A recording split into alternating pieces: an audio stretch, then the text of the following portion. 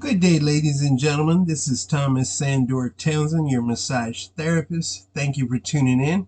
Today we're going to be going over diseases of the muscular system, and this is gathered from The Art of Massage by John H. Kellogg. Diseases of the muscular system. Although disease of the muscles is usually accompanied by disorder of the controlling nerves, the application of massage directly to the muscle is of the highest value in the treatment of most cases of muscular paralysis and paresis.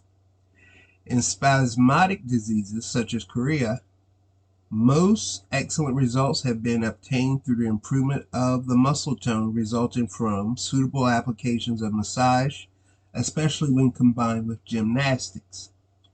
In muscular atrophy, whether resulting from neuritis or from disease of the spinal cord, massage of the muscles, especially friction and petrissage, is a measure of the highest value, affording, in fact, the best of all known means by which the nutrition of a muscle may be maintained while regeneration of the connecting nerve structures is taking place.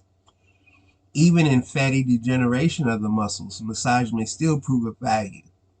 It is not to be expected, of course, that muscles which have undergone complete fatty change will be regenerated, but through the increased nutritive activity set up by judiciously administered massage, those muscular fibers remaining intact may be developed to such an unusual degree that they are able to perform in a very satisfactory manner the function of the entire muscle or muscle group.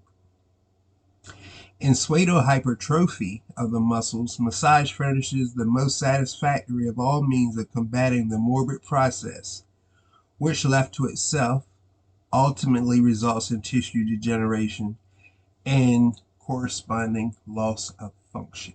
Thanks for tuning in, and if you're looking for awesome massage therapists in your area, please check out my website, sandorsmassageservices.com. Thank you. Be well.